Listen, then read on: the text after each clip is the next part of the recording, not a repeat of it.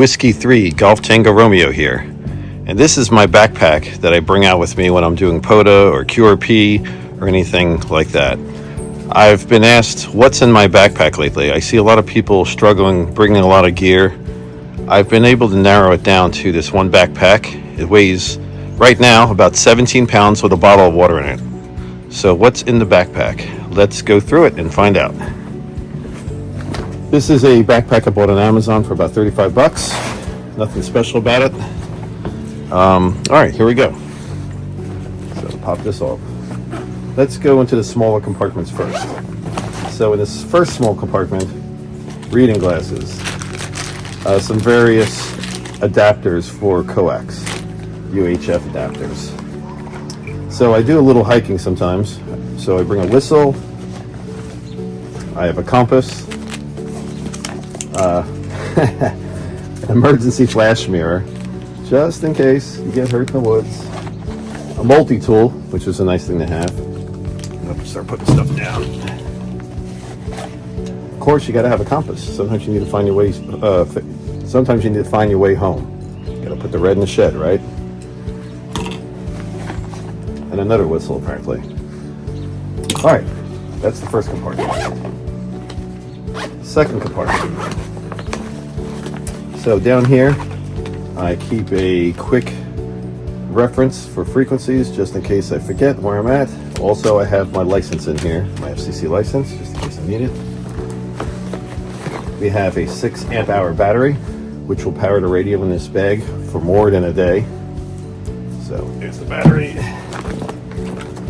Some Anderson power pole extension cables that I run from the battery. Here is the radio cable. So when I'm operating, a lot of time I'll leave the battery actually in the bag and just run the power cables in here. And the microphone for the radio. That's pouch number 2. All right, let's get into pouch number 3. My iPad. I use Polo portable logger for logging, so we keep the iPad in that section right there. And of course you got to have the Parks on the Air flag, so we keep that in there as well. All right, now that compartment's empty, we can go on to the next section, main section. I have a QRP tuner made by turn the right side up here. M-Tech QRP tuner. Don't use it much because most of my antennas are resident, but if you break a wire or something, it could save your day, right? So you build a tune up a different length of wire. So keep that in the bag. Let's see. My water bottle. So right now it's empty, but when I put the bag on the scale, I put water in it just so I had a reference for the weight. We have a piece of coax, 20 feet long. Let's see, RG8XX, bright colored for POTA. And I also have a short piece with a choke on it.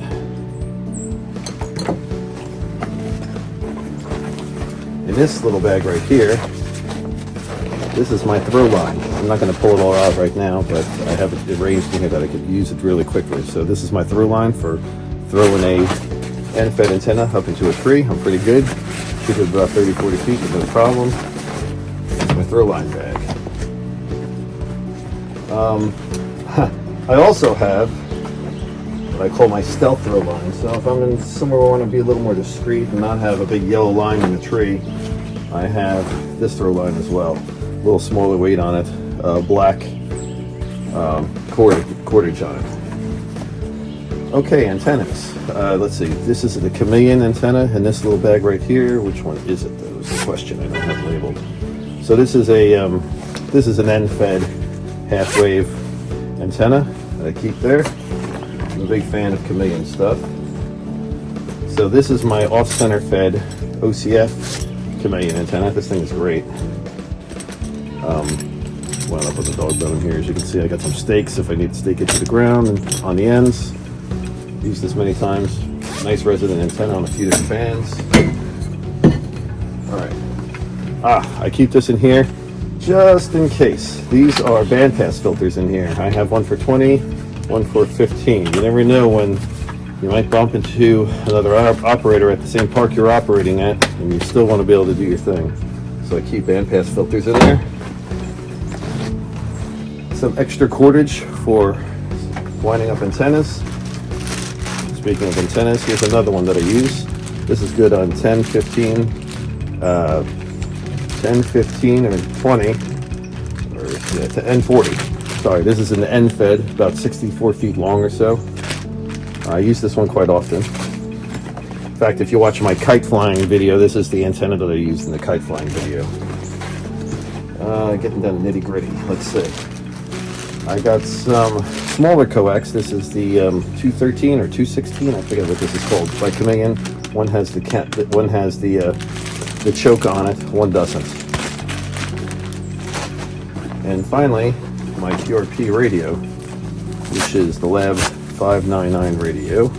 I'll pull it out. So I keep it wrapped in. I like these Dom key wraps. These things are great. So here's the radio. Pretty small. You can see with my hand how big it is. Or if you need another reference, let's see, what would be a good reference here? Maybe a bottle of water, right? So, anyway, I just wrap it up in this Dom key wrap. Protects it just fine. Goes right into the backpack. And that's it. The whole backpack weighs a little over 17 pounds. Now, if I know I'm going to be in a situation where I can't use an end-fed antenna, the backpack gets just a little bit heavier. I'll throw the JPAC 12. I know it says JPAC 7, but it's a JPAC 12 antenna. I did a separate video on this antenna, but this is great too. So I got extra stuff in here that I don't normally need, but it's got extra counterpoise and stuff like that. So if I know I'm going to need a vertical, this will also fit right into the backpack. What a mess, but all that stuff there fits right in my backpack.